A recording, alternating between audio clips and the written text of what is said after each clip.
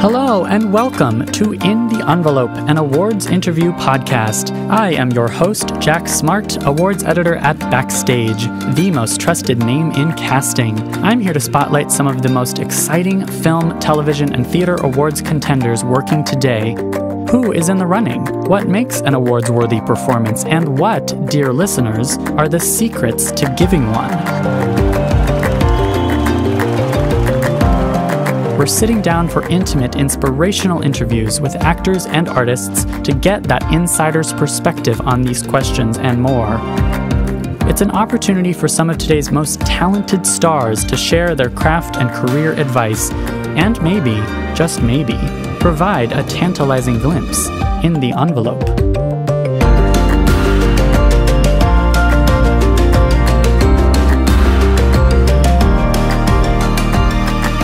When you say dream big, it sounds like it's going to be a bubble or a cloud. Yes. Right? And therefore easy. Yeah, it's like it's going to pull you up the hill. Yeah. Which to a certain extent it does. But there's a lot of work in having a big life and having dreams. That's how it's good.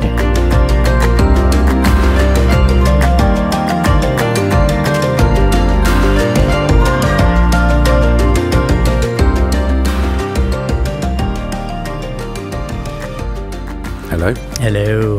There we are. Sometimes we don't need to pretend we're in the same room. We can include that bit where I was like, you're a disembodied voice. That's fun. Yeah. Maybe sometimes we're in the same room and maybe sometimes we're not. Yeah. That's also been true of our guests.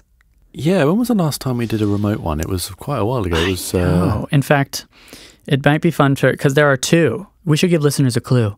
There are two guests on this podcast where it sounds like we're in the same room, but we're not. We're on opposite coasts. And then, of course, we had people on the phone.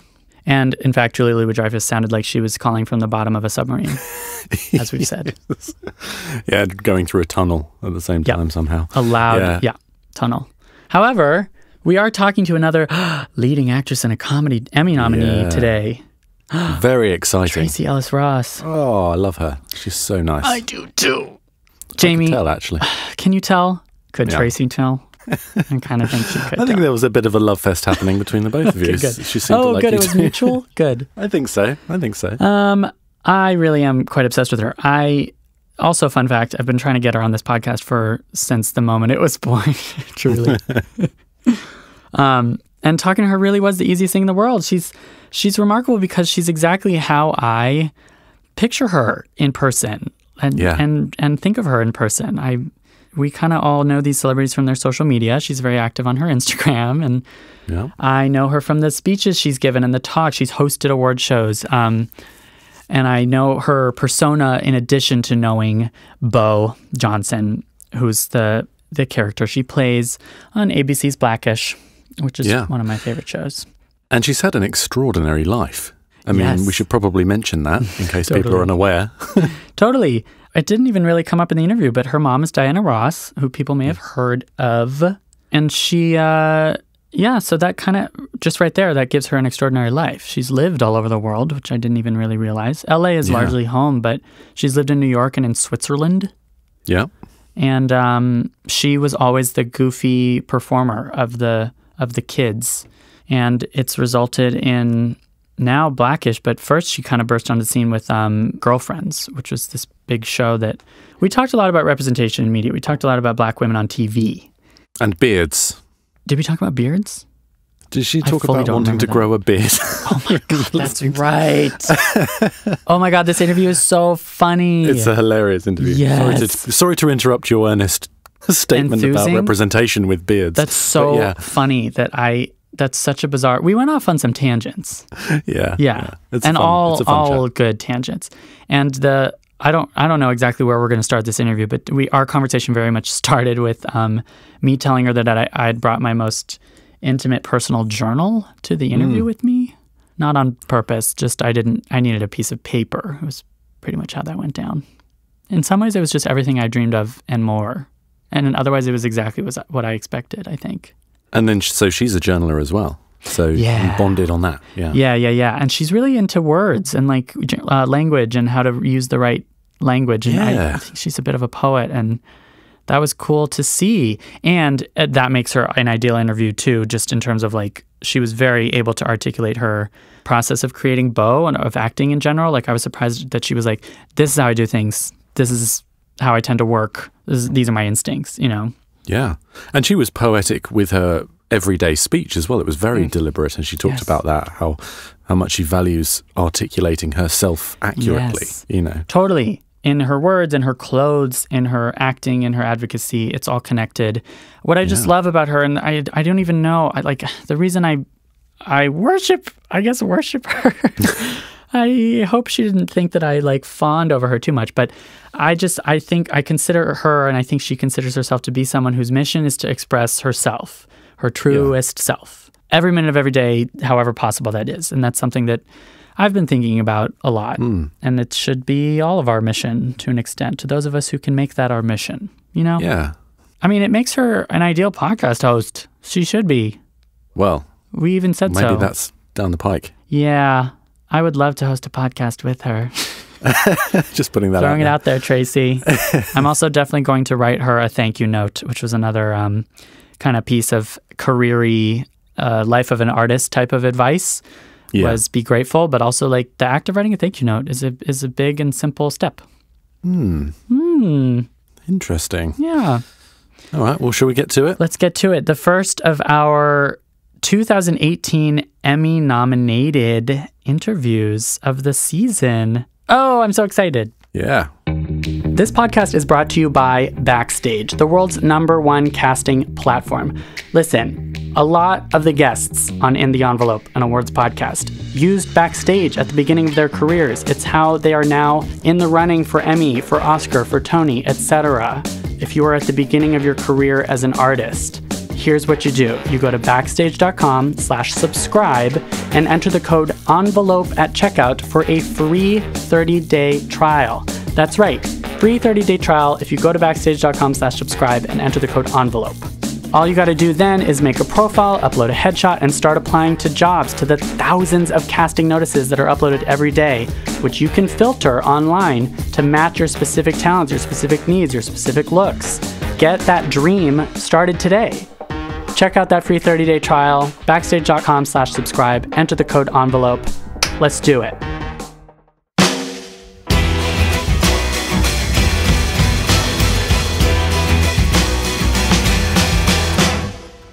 Tracee Ellis Ross has been nominated for the Primetime Emmy for Leading Actress in a Comedy 3 years running for her role as Rainbow Beau Johnson on ABC's Blackish, Kenya Barris's hilarious and groundbreaking family sitcom.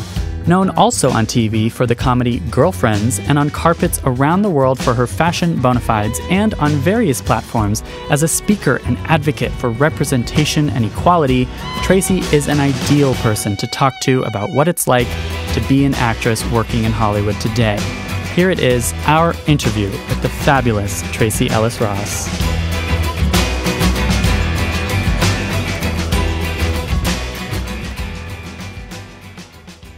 It's so interesting. I do journal.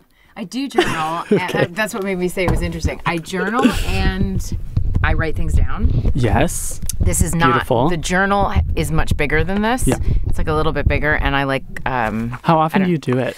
Depends. Yeah. Not as much as I used to, but that's why what I'm about to say. So you'll notice that there's certain journal type things that go at the front of all of my like work notebooks. Like Ponder, Wander, and Be. Yes. It's a poem. Feelings are expressions of my vitality. Deep ease. The more awake we become, the more we get involved. The whole point of this podcast, not the whole point of this podcast, but one of my missions on this podcast is to get artists to open up about like their inner processes, like their artistic philosophies and their like how they create their art, and like you're literally just reading from your work journals right off the bat. Like, yeah, it's so funny. Already providing that beautiful window. I have my proper journal, but I can't help anywhere that I write things down. My phone is also filled with, I have a little system in here that is so helpful because I go back. I always remember. Let's just wait. Do it. I'm including all of this. Okay, good. Yeah, thank you. We have been recording, right? Yes, I'm sure. He said yes. I think he's put a thumbs up. Okay. But anyway, I have like a little system in my work journal that I don't have in my journaling journal. Yes. Because I love writing things down, where on the upper right-hand corner in bold, like all caps and underlined, I write what it is I'm taking notes about. So because I always remember what the page looks like. Like I remember the notes I took when I watched Barack Obama do his keynote speech at the Democratic Convention. Oh, cool. I remember so there's like things like that, and I always keep the notes. Yeah, so now I have like a system so that I can go back, because I use the same notebook all the time, same kind. So I can go back and find it with an easy flip. Okay. Like, okay, that's a Wendy note. Okay, great. I can go back and find that. Yeah. I do like that about journaling, where like when you go back and read an old entry, you're not only like, oh, right, that happened, or like I recorded the events, or I recorded you're also remembering how you felt when you were writing. That's my favorite part. Isn't that crazy? Yeah, I think it's amazing. I actually have journals from high school that blow my mind. Oh, yeah. Blow my mind. Yeah. Especially because sometimes I'm like, oh my God, am I still freaking dealing with that? Am I still like that? Like, is that still a battle in my head? Wow. Right. Which by the way, plays right into what I said. The hope is not for me to become someone else, but to become more myself, to make space for, to know, to accept all of me, the way I get needy, the way I love, what I need when I'm hurting, and how to find gentle compassion. Yes. I've been thinking about that a lot recently. Yeah, I think we all have. Really been on the brain a lot. Anyway, so we were starting before we started. I'm thrilled. Tracee Ellis Ross. Hi. I'm here with you in my very personal journal that's full of intimate secrets. Yes, which there's nothing I love more than the intimacy you see. Let's just read each other's things. What an interesting podcast that would be. Bring your journal. Pick a journal, any journal. Bring your journal, and we're going to read to each other. You should have a podcast, first of all. One day, you have many different mediums where you express yourself. I would love to have a podcast. I would love to have a talk show, but a podcast I love because there's a freedom to it, and like a space for like real conversation, as opposed to sort of that interview thing where you get like a minute 30 seconds here and there. Yeah. And there's promotion involved. Well, which brings me to plugging Backstage. You know Backstage. Of course I know Backstage. Yes, you know Backstage. And this is our podcast, and we, as you know about Backstage, we are not interested in asking the stupid questions, the who are you dating, what are you wearing type questions, because we're only about the business and the craft of acting. Yeah. And we're for working actors, but we're largely for working artists in general. And that's why I want to dig inside your brain and go spelunking. And I know, it's so interesting because that's one of the things that's so fun about Backstage is that it is also other artists, other actors, other working people in this industry who read. And for a lot of people, I know it's like such an eye roll when artists speak sometimes about the process. It's a little bit like, I'm sorry, when? But when I hear other artists share their process, their experiences, sort of how they navigate through work environments, the non-work environment, and their own minds, honestly. Yeah. I find it so inspiring and often gives me language I need but didn't have before. You know, that I'm sort of searching for how to language things. Yeah. Which is always a struggle for me, I find. A struggle that it's not a struggle. It's a journey I like because I love having language that can express the vastness of my heart and my emotions, because sometimes I feel like it's impossible. This is why you're always writing stuff down. You got to express it. I do. And also I've noticed, as I said, so at the start of it's my work notebook, you know, where I keep notes and whatever, but I put things down and ponder, wander, and be. And I wrote that down actually when I was working on my TED Talk, because I realized that whenever I'm working on a speech, I am actively allowing myself to wander, ponder, and be, because that's how these new ideas start forming. And when I'm not working on a speech, I am not as diligent about allowing space for wandering, pondering, and being. Gotcha. And for example, Instagram sucks up all your wander ponder time. Oh, okay. Because you do this, which happens a lot on set, because we only have, there's like teeny little windows of time when my brain and my being is not needed. So swiping through Instagram is kind of a fun, easy way to do it. I find it hard to read because I can never retain enough. And then so I'll always have to go back to the book and flip back pages. Right. And you need something fleeting almost. Yeah. So, but it's so funny because why wouldn't it be okay for me to just sit in a chair and just be there? Yeah. Well, and does Wander, Ponder, Be apply to specifically the craft of acting, to working a scene or to creating a character? No, not for me. Oh, okay. Mm-mm. I mean, maybe if it's a new character, but the majority of my career has been 2 characters with a 2.5. Like, what was my character's name on that BET show? That's so weird. Oh, I don't know. I don't either. I don't know. That's bizarre. Anyway. 2.5. Interesting. Yeah, 2.5. But like Joan and Beau. Yeah. And it becomes a different kind of process than requiring a Wander, Ponder, Be. But my directing experience required a lot of wandering and pondering. I can't wait to ask you about that. Especially because there were certain parts of that felt like a real stretch for me. A lot of it wasn't, but some of it. Oh, cool. Yeah. You really got to challenge yourself. Absolutely. Well, talk to me about it. I mean, you agreed to be a director for these Blackish episodes, and it happened to be for the very serious episodes. I agree. Well, listen, I had wanted to direct certainly on Blackish. I directed on Girlfriends, and I do a lot of my own sort of creative work, directing the character work that I do. I direct all that material, and I edit that and all that. And I love being in the editing room, by the way. It's one of my favorite things in the world. And then I guess a slot opened up that was unexpected. And I will be completely honest. When Kenya asked me, as much as everything in me wanted to say yes, everything in me also wanted to say no, because it was that point in the season when there is not a stitch of overflow. Oh, okay. We are burnt. I mean, literally late in the season. Yeah, the only way I can describe it is that I feel literally flat. Really? Like there's like nothing in there. There's no juice in the nothing.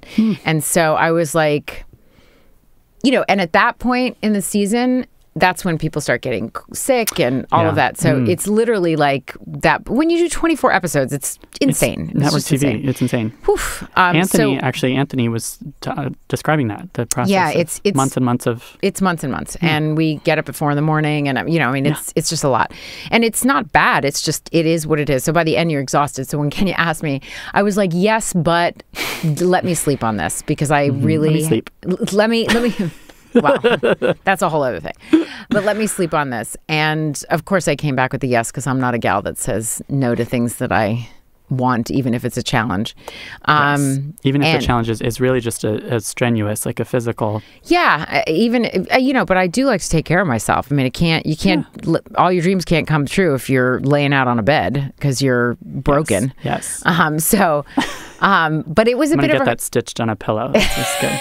If you're broken, your dreams can't come true if you're broken. Yeah. They can't. No. So, and people don't talk about, this is my favorite one. People say dream big, but they don't tell you you're going to be the one pulling it up the hill. Oh, I love that. That's what I came up with. Yeah, which is wonderful. It's part of the reward. It's part of the payoff. Yeah. But, it's you. It's almost like dream big implies that there might not be, that it'll come to you rather than you have to go to it. When you say dream big, it sounds like it's going to be a bubble or a cloud. Yes. Right? And therefore easy. Yeah. It's like it's going to pull you up the hill. Yeah. Which to a certain extent it does. But there's a lot of work in having a big life and having dreams. That's how it's good. Yes. That's how you make it this thing. Totally. So the directing was a bit of a Herculean task because I was tired, but also because I was very heavy in the episode. And it was the kind of episode we had never done before. Never. No. And as a viewer, I will tell you, I'm sure people have told you this, but it was a roller coaster. It was really heartbreaking. It was really hard to watch. I think it was very hard for people. Yeah. Hard to watch in a way that's what was expressed to me. Obviously going to keep watching, but I was just so shocked and so impressed by this decision to go in this really bold new territory. I agree. I thought it was very brave on the writer's part, and And I'm not going to lie that I was a little trepidatious about it, especially because they said it was going to go on for 3, and then next thing we knew it was for 4. Oh, interesting. Yeah, I was like, what is happening? Yeah. Well, and then there's a big twist in season finale, which I don't know if we want to do the spoiler alert thing, but people should have seen it by now. I hope so.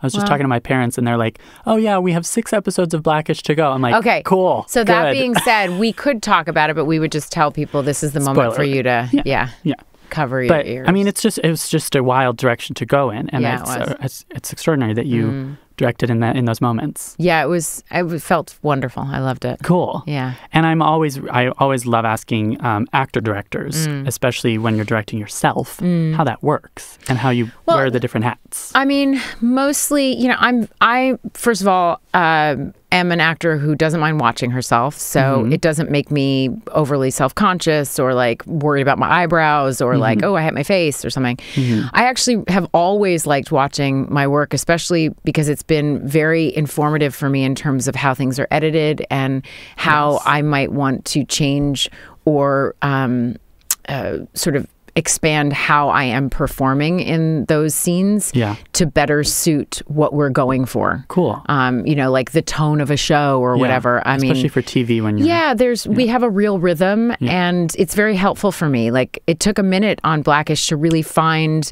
my rhythm without an audience. Okay. Which was a big shift for me from Girlfriends. Yeah. Also, our comedy has a very particular tone because it seems as if it is extremely broad, but it is extremely grounded. So it's not... Gotcha. There's like a real thing happening in both directions, sort of grounded still point kind of thing. Like you're very anchored, very real, and yet... very big. It comes off big. Yeah, it can. The comedic moments are not small on our show. No, it's silly. Yeah, it's really silly. So, but they're anchored in reality. Oh yeah. So that's why you can pull off these really ambitious episodes. Yeah, I think it's one of the things that Kenya really did a beautiful job of is finding that very specific tone for our show and making sure. I mean, there were moments in the first couple of seasons I remember. Kenya wasn't on the floor or anything, but he watches in his office sometimes, and he would like come bolting down out of the office like this. Nope, this is not the right tone. This is not what we were expecting. That's cool, and not what we planned. And then he would give a note, and you're like, oh, now this scene makes sense. Cool. Like it was sort of like, what is this? And it's sort of like you need like a little shift. Like it. Yeah. So wait, you had asked a question but right after the spoiler alert thing that we never did, but you asked something that I was starting to answer and then I sidetracked myself. Directing yourself? About directing myself, yeah. The different hats? Yeah. Yeah, so I don't mind watching myself, which is helpful when you're directing yourself. Yes. Okay. And I am also critical of myself, but not of my physical appearance. I'm critical of my performance. That is... rare. Yeah, it is rare. I am very critical of my physical appearance, don't get me wrong, but I also kind of don't care. Like I care and it traumatizes me, but I also don't care. Like I'm like, and at the end of the day, who f***ing cares? It's it's like, what can I do about it? It's my face. I don't know. It's your face. It's like my face. You know what I mean? Like what am I going to do? Like what am I going to try and teach myself to use it differently? Like, you know what I mean? It's my face. Yeah. So you do playback. We did playback, which meant that everything took a little bit longer, which was a little bit frustrating. Gotcha. Honestly, even for me. Yeah. Because you just want to kind of keep going. Right. These are long days. They're long days, and it gets extended and is even longer when you're directing and having to do playback to see yourself. Yeah. But I think, especially for Anthony and I, there's such a sense of... knowing when you can feel it when it works. What I was really interested by is it is so different. I can feel my own performance and other people's performance when they work. That was not disputed. The issue was, which is why the playback was so important, but did we catch it on camera so that we will have it in the editing room? Cool. Okay. And I did make a couple of... there was my most challenging scene because there were 12 actors in the scene and 35 extras or background. And that was very challenging for me. The opening scene, the birthday party. Oh, right. I found my brain was like I really called on our DP and our main camera person to kind of help me. how to navigate that. Like it's a dance. I mean, I really was. Yeah. It was not easy for my brain. The continuity stuff, all of that. It wasn't necessarily the continuity. It was how to keep the flow across that huge room. How would the cameras continue to tell the story seamlessly without missing a beat in pretty much like 4 scenes happening at the same time, you know, and how do you keep the comedy bouncing? Like it was just, there were a lot of pieces for me. Yeah, wow. And then my own performance. Right. So which can't be an afterthought. No. So what I noticed in the editing room is that there were moments then that I did get the performance I wanted from myself, but it wasn't on camera. It was when it was like Anthony's coverage or something. Do you know what I mean? Yep. So there were some. That was the one thing that I was like, but I know I kept saying in the editing room, I was like, but I know I did it. I was there and it really worked. Yeah, I was like, no, but there was something I had said. Like I know I did it. I know I did that, or whatever it was, but we couldn't find it. And then I was like, oh wait, hold on. There. I can hear me do it in Anthony's coverage. That's when it was. It was when the camera was on Anthony. You can see my nose do it, but you can't see my face do it. Yeah. Your reaction shots on this show are I feel like stupendous. You could literally take all my lines away from me. And I'm serious. You would tell a story. Absolutely. Absolutely. I would watch a supercut of every single... yeah, exactly. I mean, okay. Yep. Like, you literally could... Totally. Yeah. It's like... You use your eyes wonderfully in these moments. Can you imagine if I got Botox? What would happen? Yeah. Because my face does so much. Actually, a question I've always had is how does the Hollywood trend of Botox like jibe with wanting to express yourself on camera? I think it would ruin me. I don't know. I'm just going to have to keep getting my sleep, guys, and not drinking alcohol when I'm on camera. Yeah. Oh my God. That's a good tip. It makes the wrinkles deeper. Really? Yeah. Oh, see, and you're looking at yourself in camera all the time. So I told you I was very critical. Right. Yeah. For me, I'm like, I'm not going to notice those things. I wish if I could grow a beard, you probably wouldn't see some of it. Do you know what I mean? Because it's really this one. A beard is a man's contour. Oh my God. I mean, careful what you wish for. I'm not going to say maybe you'll get one now. I want a beard, but I mean, those are the spots right there that, like, if I could just, like, on those days when I just really wanted to have a glass of wine before work, maybe I could just have a little growth. Yeah, a little, 5 just o'clock a shadow. bit. 5 o'clock a.m. You know what shadow. I mean? Yeah. And then I would look like, I don't know, groovy. Like I had, like, groovy with some depth. You know what I mean? As opposed to, she looks tired. Because it's going to happen. That thought is going to cross your own head. Listen, right? I mean, Kenya laughs at me so much because the amount...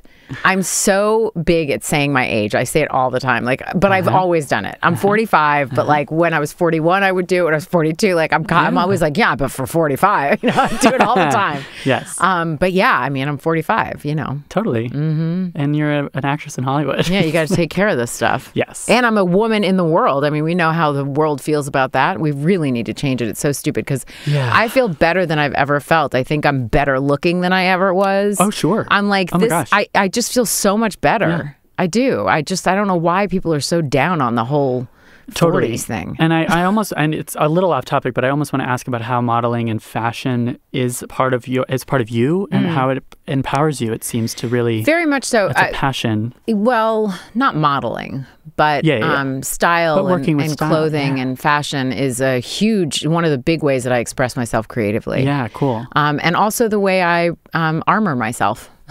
Ooh. Yeah, it's one of my armors. Like protect yourself. Mm-hmm. But from what? Just it allows me to present my insides on the outsides without, and then there's not a question. Like I have a clear, defined sense of what it is I'm looking to put forward on any given day, and that's the way I dress. Is it vulnerability as power? Is it vulnerability as... Sometimes it's vulnerability. Okay. Sometimes I just don't want you anywhere near me. Okay. Sometimes... You just wear giant spikes. Sure. Yeah. I mean, of sorts, yeah. Armor. Yeah. Sometimes it's wanting to sort of live in my sensuality and sexuality more. Sometimes it's that I do feel more vulnerable and sort of more delicate. Kind of depends on the day. Mm-hmm. Yeah, it does. It changes all the time. Yeah. Is that true for like costuming too? Like on the acting angle, like this costume makes me feel a certain way, or Bo is feeling a certain way, or and also having a certain kind of freedom. You know, in certain scenes, I know that I'm going to want to be physical. Yeah. Oh. Okay. And I don't want to wear something that's going to inhibit me. Gotcha. Yeah. You know, I know that I'm going to do a lot of walking. I don't want to be in heels. I mean, Bo doesn't really wear heels, but which is lovely, by the way. Yes. Because Joan Carroll Clayton did. Yes. I was also younger then. Now, I mean, I'm like, seriously. Mother of 5, who's a doctor. She's not wearing heels all the time. Yeah. But she does like to look great. Oh yeah. Yeah, she likes to look great, and Michelle Cole is wonderful. She's texting me because we've started our process. For season 5? We've started our process. So I went in, and I usually go in a couple weeks early, and I clean out my closet. Oh, okay. The same way you would at home. Take out everything that's not feeling like the newly evolved Bo. Mm-hmm. Gotcha. We did like a big sweep through. That's interesting. You do that almost in character. Yeah, I do. Cool. Mm-hmm. Yeah. Yeah. They make up boards, and we decide if it matches with what I'm feeling and what they're feeling. And then I go through, we get rid of stuff. I mean, I tell you, I don't even want to Bo does not want to see another peasant top. The first 2 seasons, like, that's all she wanted to wear. Okay. But now, this year I was like, oh my God, get rid of it. Her style evolves like anyone else. Yeah. And so she just had a baby. And so she is, we sort of consciously are wanting her body to feel present again. Interesting. Yeah, it's so interesting. But anyway, so then she goes shopping, and then I'm going in tomorrow morning for an edit of the shop, and then she'll do another shop, and I'll do another edit of the shop, and then I'll actually go in for a fitting. And you do this every season? Yeah. It's down to a system. That's so interesting, and it really does help with the actual character. It's great. I mean, you know, I don't think Anthony does fittings. He does fittings, but they kind of do his looks for him. But it's a huge part of my process, and has been since Girlfriends. Yeah. That each scene is sort of mapped out in my wardrobe and hair. Cool. The hair is like a big...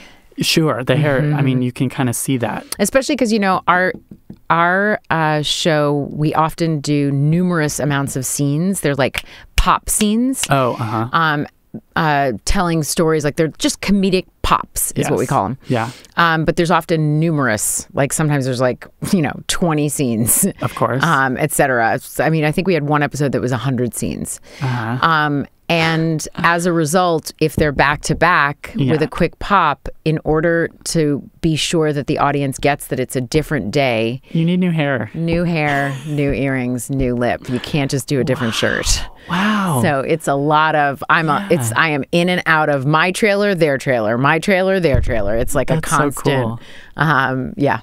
That's makeup and costuming as storytelling, which I always find really fascinating. Less makeup. I mean, I really don't wear any makeup. We just changed my lipstick color. Okay. I mean, I'm so low maintenance on the makeup front. That's cool. Can't deal with it. Takes too long. Those little reaction shots, and I guess this is a question just in general with line delivery in general. When you're on a TV show for 4 seasons, how do you consciously set out to be like, I want this reaction shot to something silly that Dre said to be different from the last one? Like, how do you reinvent? How do you stay inventive? I don't attempt to stay inventive. Okay. I just attempt to stay honest. So yeah, it has to be organic. Yeah.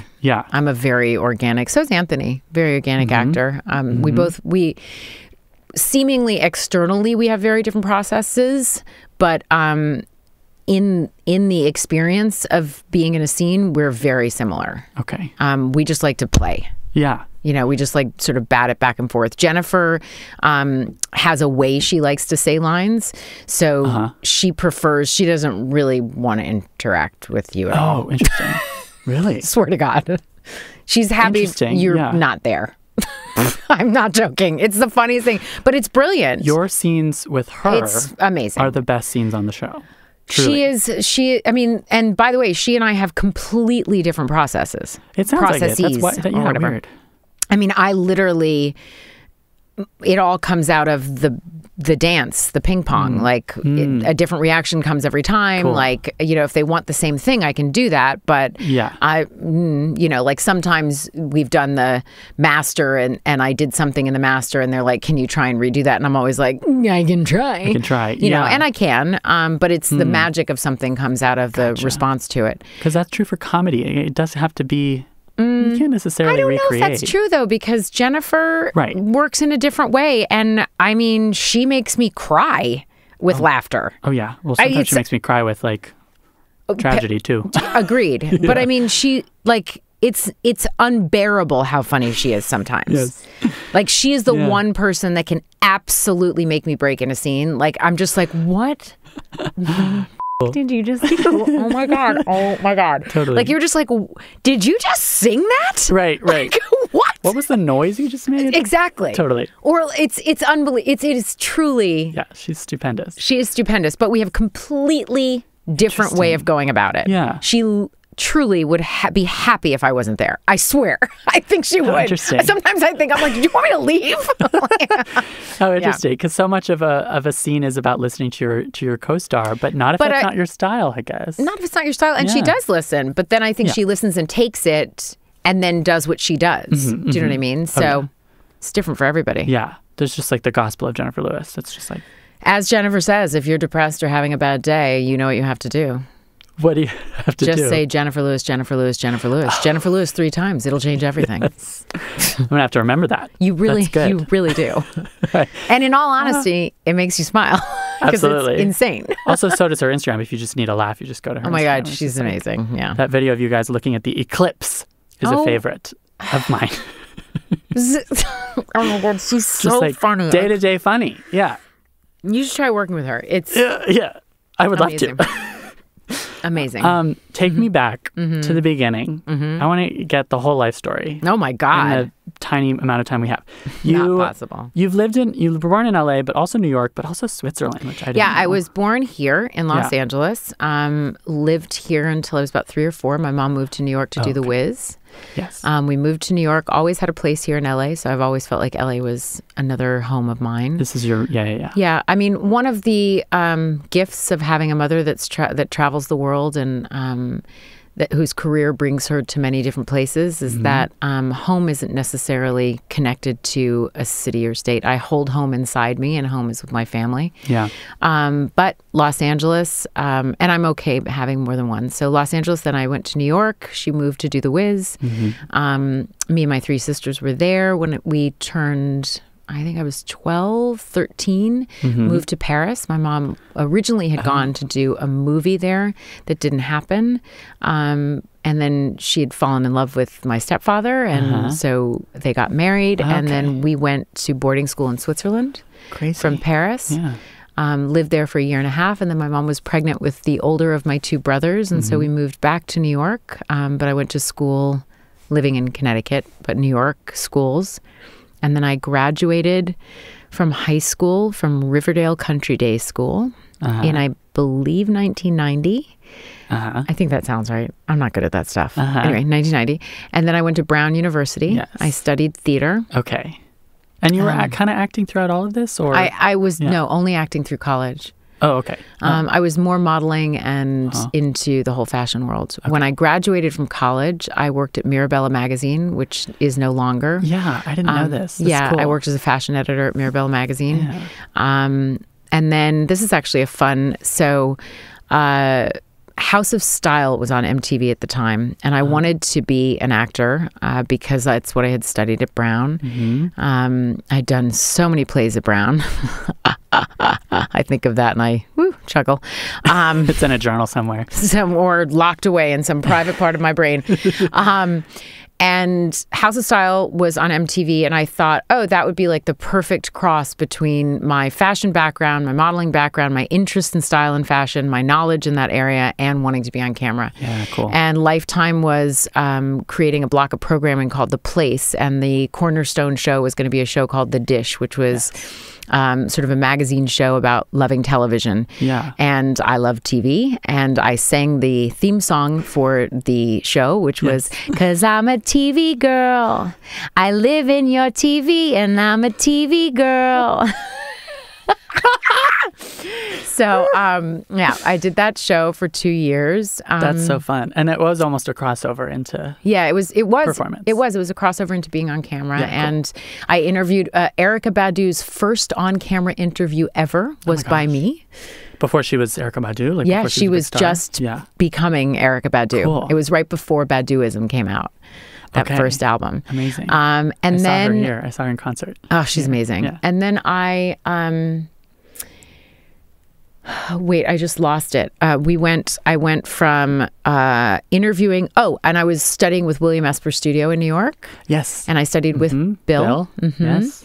With so many other famous actors. So no one was in my class. Oh, okay. No one was in there with Just me. you? Okay. I mean, there were other people, but there's no one that came out of that and is a working actor.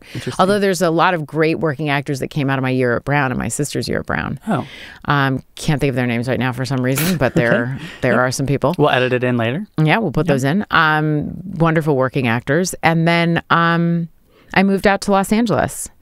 Right after I left The Dish, I did 2 seasons on there, and then I came out to LA, and the transition happened because a friend of mine from Brown University and from high school was doing a movie called Mr. Spreckman's Boat. And it was being produced by Andrew Lauren, who I had gone to Brown with, and they were looking for a friend of mine told me he had auditioned and they were looking for a black Jewish girl for the character of Kiki Lazaroff, and they didn't think that existed. And he was like, "Oh, it exists. Oh, it exists. Tracee is it." Yeah. So Tracee Joy Silverstein, my real name. Yes. Went and auditioned, got the part, and that was with Marcia Gay Harden, Jennifer Connelly, me, Jim True, Dan Futterman, and Andrew Lauren.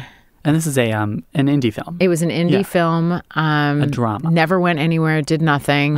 But it was my first experience, and Marcia Gay Harden befriended me. Oh my gosh, yeah. And I befriended her, and she sort of introduced me to some people, and I became the queen of writing thank you notes. And when somebody would say... Interesting. Yeah, I'm very big on thank you notes. That's Still so am. Cool. Yeah. When someone would say, "Hey, I should introduce you to," or "Do you want to meet my agents?" And then they would say, "You know what, maybe it would be cool if you met." And I said, "Would you call them for me?"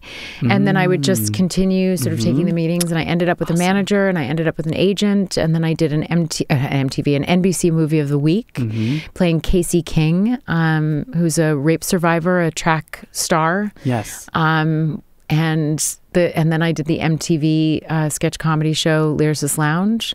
Did 2 seasons of that. That was almost the first comedic. That was the most sort of in my wheelhouse. And then Girlfriends came. Yeah. Right after MTV's Lyricist Lounge. That's have really not stopped good. Working. Yeah. Good. That's great advice in terms of sending thank you notes is a great tip for working artists. Yeah, I'm actually very surprised that people have gotten very sloppy with that. Don't do that. Yeah. No, and even if you don't send a thank you note, even a thank you email, but in all honesty, a thank you. Yeah. A simple minimum. Thank you. Yeah. Sure. And the gratitude of that seems to be gone from our culture. Yeah, and it seems like such a small, easy step that gets you a long way. It's it also what it does is cultivate a relationship and a connection beyond "I need something from you and can you give it to me." Yeah. It actually cultivates a real connection and something that I have gained great experience from and relationships from. Yeah. In all and honesty. That's how you build communities. Yesterday, I did a voting thing for midterms, and the guy working on it said that it was his first day working at Vogue, and I came for a go-see there to meet all the editors. It was 2009. He said, and I wrote him his first thank you note, which he still has. Oh, that's so sweet. Oh my gosh. I mean, I keep the thank you notes I get from people. Yeah. They're special. Yeah. Yeah. That's great advice. And just this idea of some people call it networking, but I almost feel like then you actually have the wrong energy around it. Because it's that "I need something from you" thing, and you're saying you're forming friendships, you're forming real connections. Real relationships and connection. I feel like that's genuinely what our industry is built on, despite how people use it. Right. Well, and in the age of social media, then you just do a post, which is maybe not the worst thing. I was going to say, so does it cheapen? You can still do a thank you if it's an Instagram post or if it's a tweet. I don't know.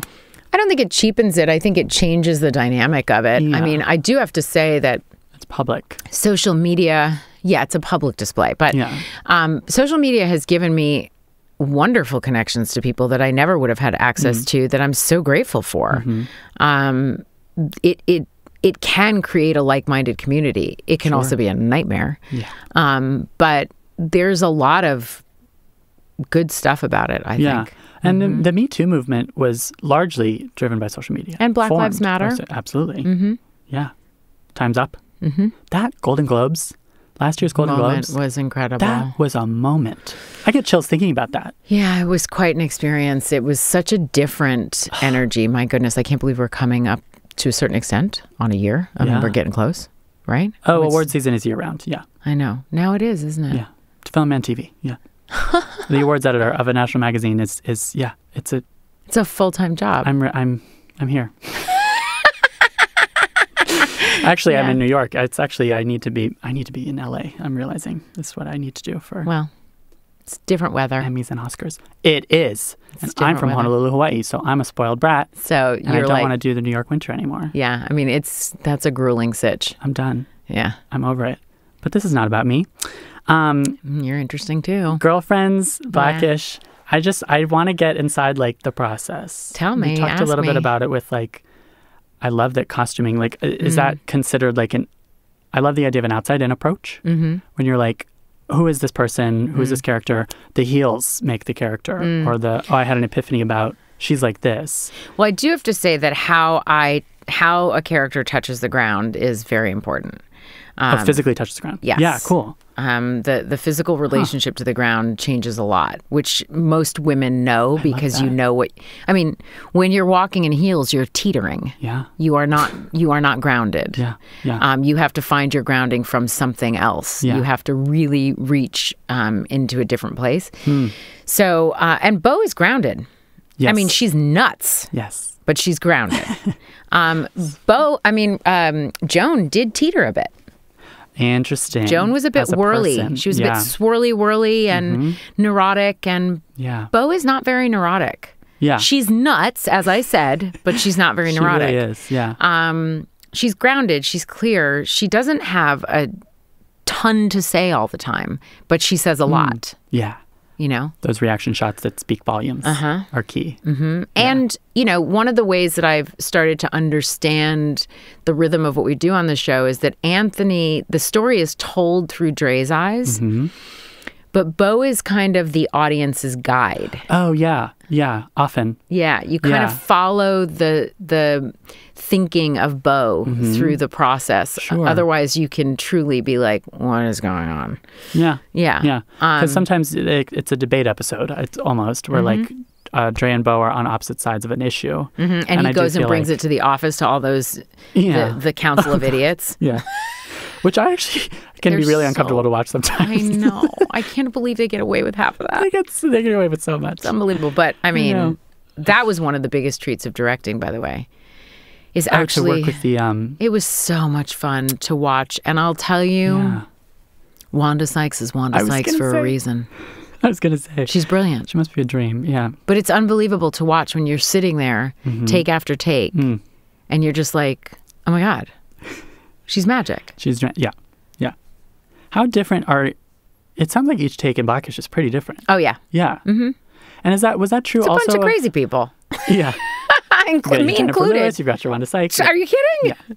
I fall right in there. Yeah.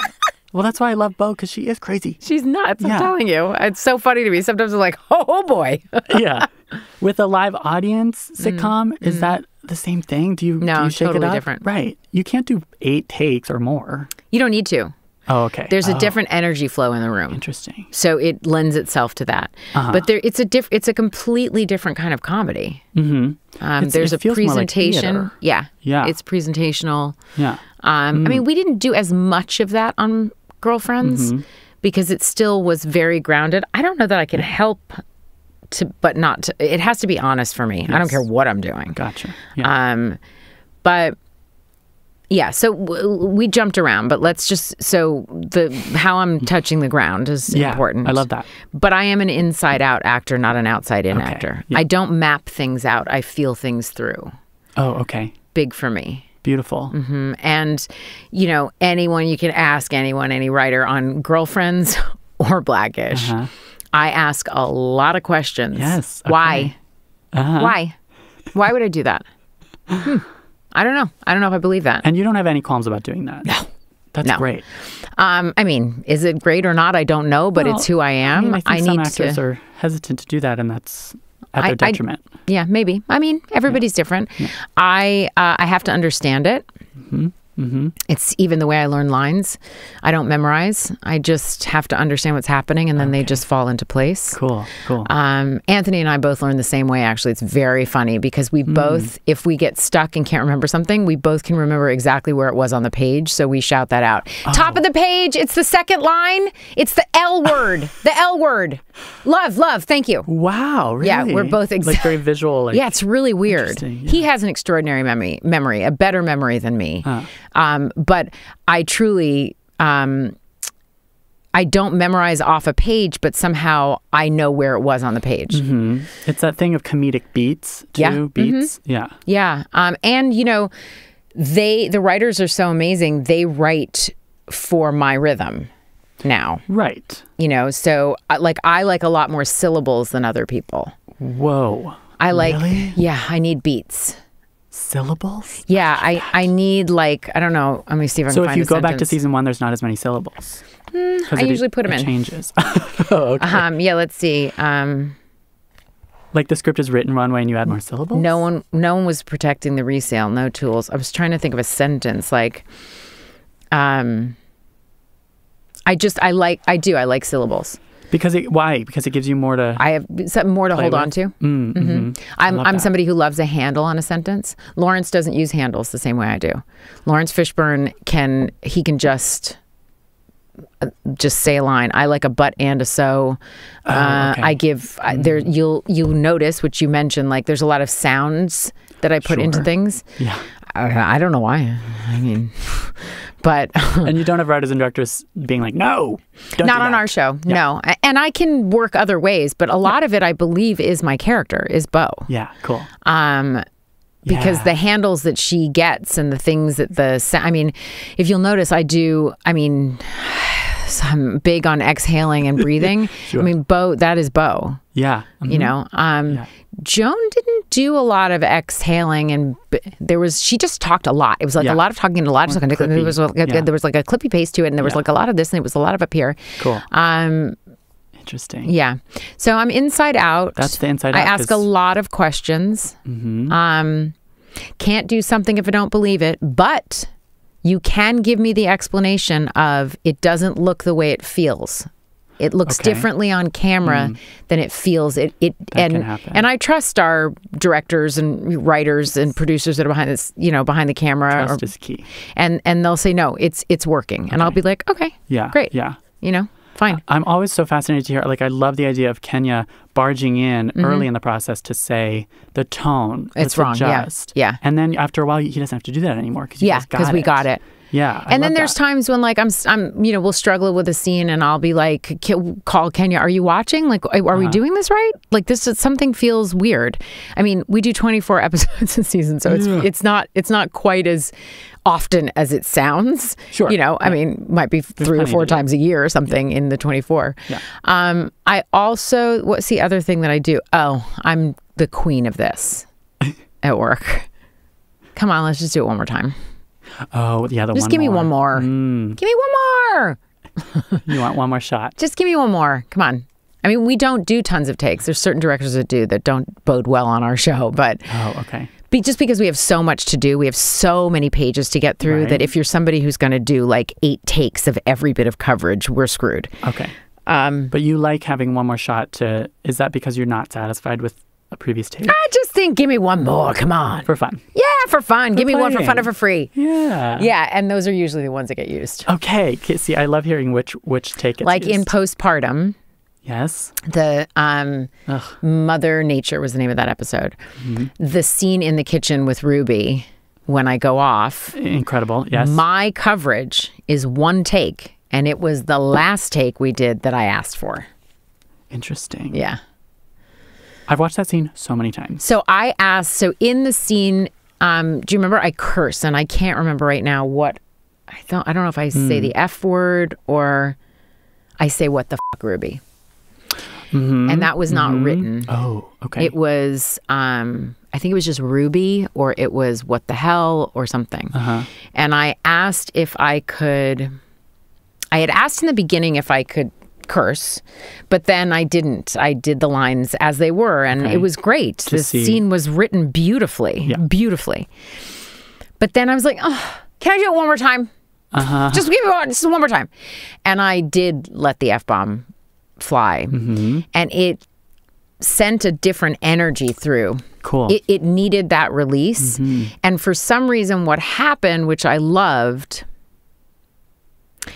is it released the energy, and then there was this cap on everything that is what created that heart wrench in the scene, as opposed to just letting it all fly like a yelling argument.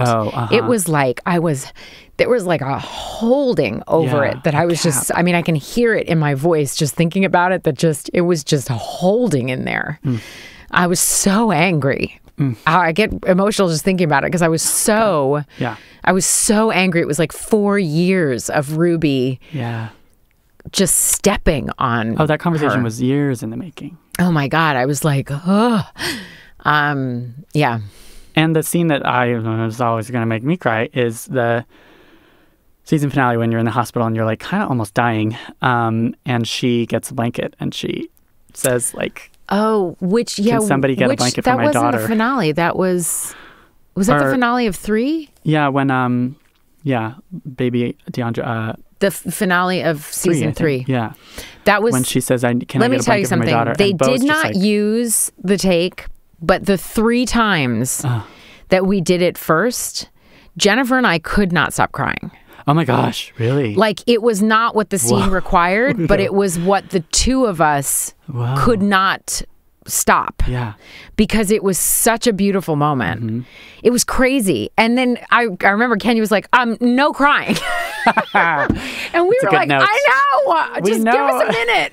Give us a minute. But we couldn't make eye contact because if we made eye contact, the two of us would spill. Wow. Immediately. And that's all the writing. That's all. Oh, it was there. because there was not much to that scene. Yeah. But it's because it's like years in the making. Oh my God. It was, and Jennifer and I love each other very much. Yeah. I really. You got to have trust with your.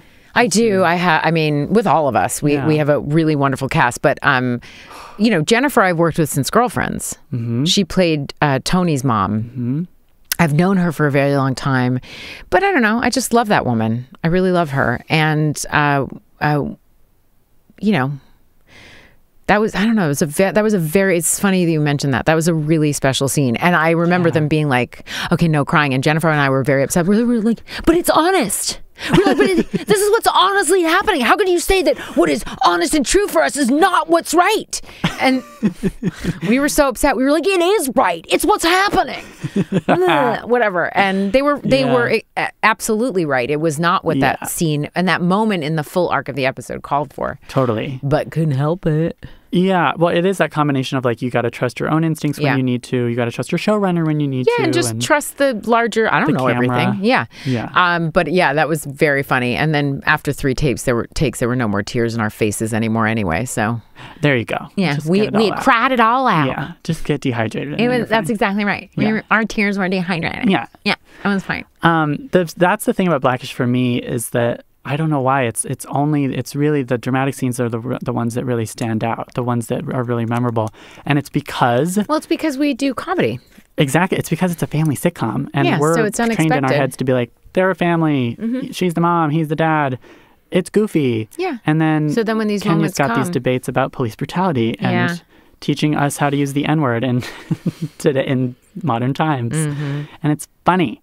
It's always funny. I think our writers do funny in such a magical way. Totally. I'm blown away, especially when you're like home reading the script and you already can feel you're it. Still laughing. You're oh my God, it's gonna be hilarious. I often feel that way about Marcus.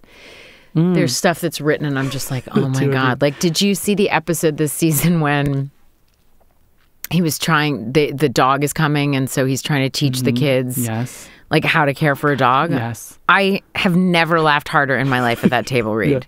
Yes. Just at the thought of what was physically going to happen. And then you see it and it's even funnier than you thought. Totally. And he plays it almost straight. He almost plays it like a straight man. He's brilliant. He's so brilliant. He's so brilliant. Yeah. He really is. The amount that he is capable of. How did you guys find these kids? I didn't do it, but whoever did it did such a good job.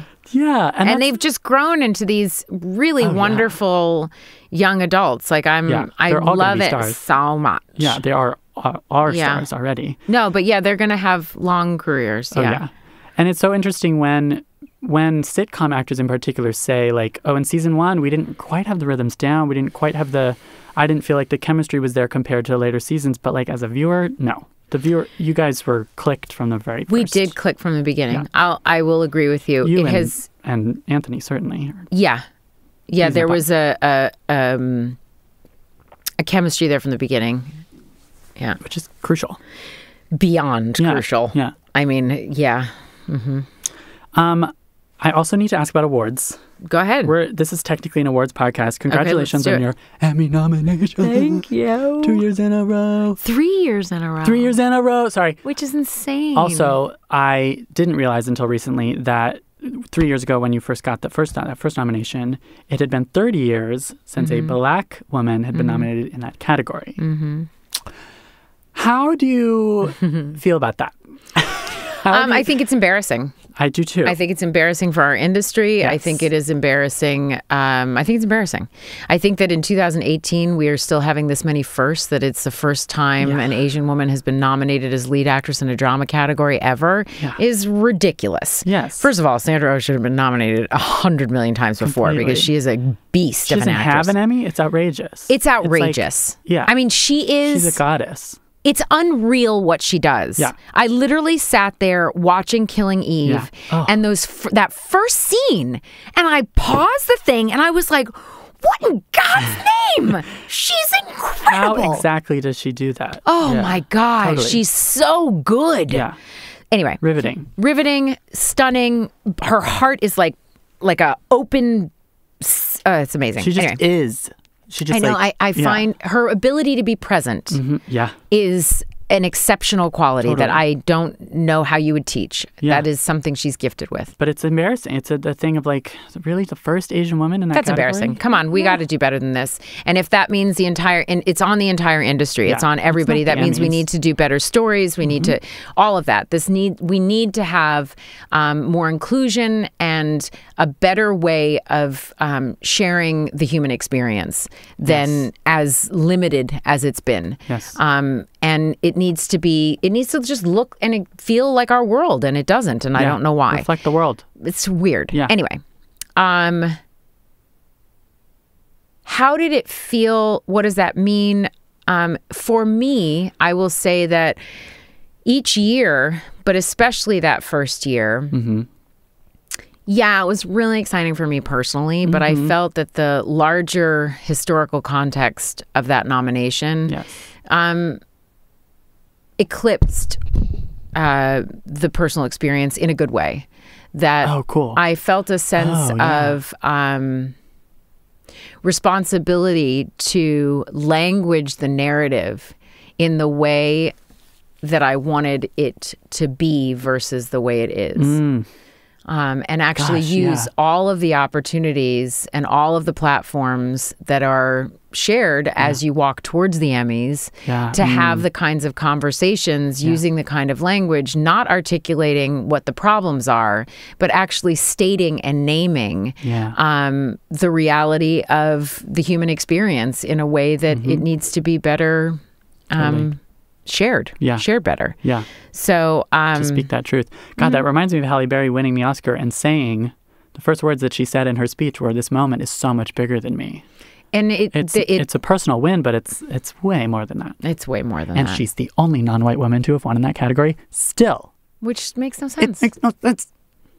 I mean, I'm sorry. We should all be really embarrassed. We all have to do our little part to It's wonderful to celebrate the firsts, I think, and the seconds, and but it's enough of that. It's 2018, no more. Like, it just needs to be a given now that it should be enough. That all of these stories should be told. And we have a lot of balancing out to do. And each of us, all of us, really need to be awake to this. Yes. It can't just be that this is a question you ask people of color. Exactly.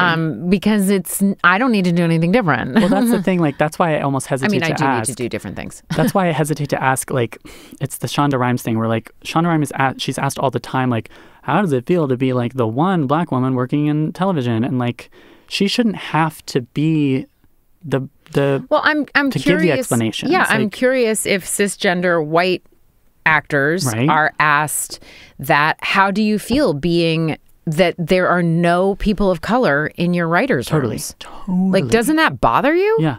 And if it doesn't, can we have a conversation about that? Conversation. It's about conversations. Like, is that a question that everyone is asking? Of making sure that there is inclusive of all different abilities and all different gender, like gender expansive sort of casting and writers and crew and all of that, and different ages, all of those kinds of things. These things that we take for granted. These things that, because diversity means all of those things. Diversity isn't just you're a person of color and we pop you in. It's literally having that cross section, and there is so much evidence that it makes everything better. Oh yeah, it makes people money.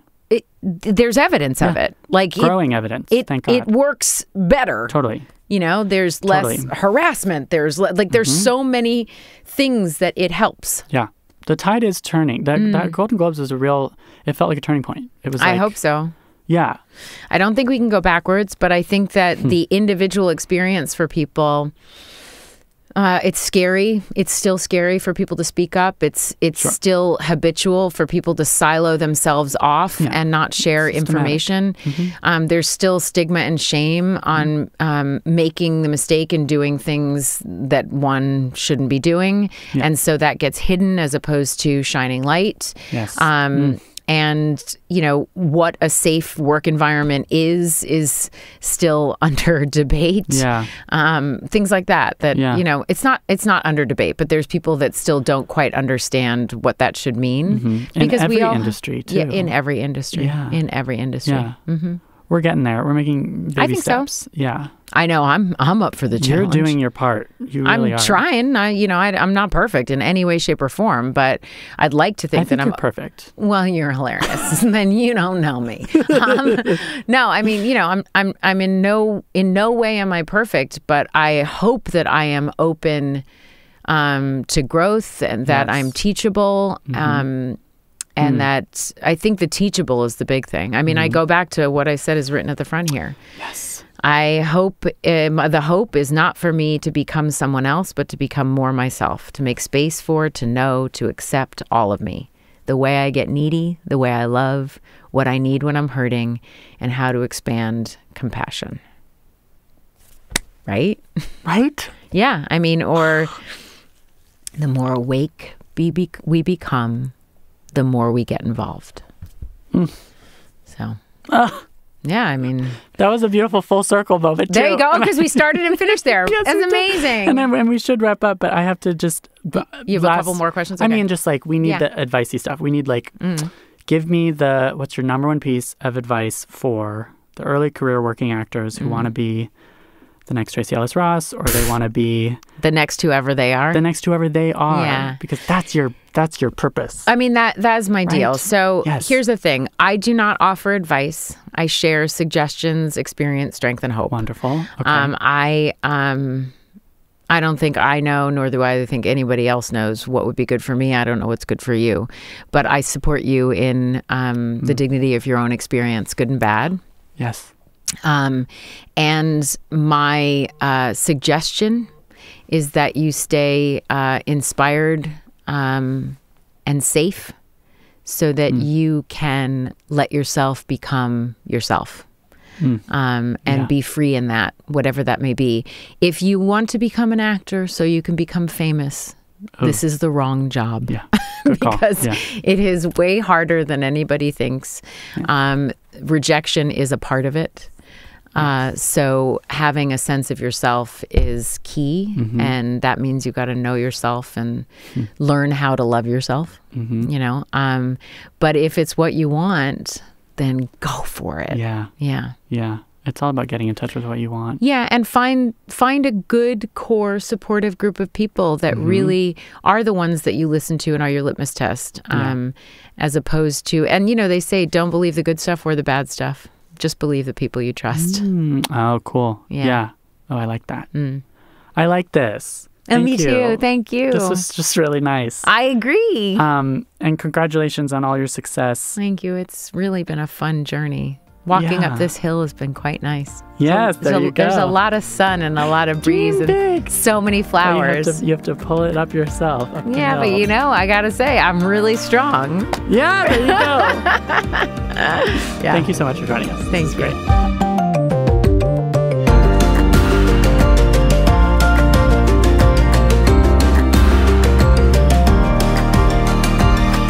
In the Envelope, an awards podcast, is recorded at Lotus Productions, Hyperbolic Audio, and Big Yellow Duck in New York City, and Soundbox LA, Mark Grouse Studios, and Buzzies in Los Angeles. Like, rate, subscribe, tell your friends, and follow us on Twitter at In the Envelope. Thanks as always to producer, editor, and all-around podcast extraordinaire Jamie Muffett, and thank you to the team at Backstage, the most trusted name in casting. That's Peter Rappaport, Rawaan Alkhatib, Francis Ramos, Caitlin Watkins, Lauren Routt, Mark Stinson, and especially Kasey Howe. For more awards and industry coverage, head over to Backstage.com. Thank you for listening. Tune in next time for another glimpse in the envelope.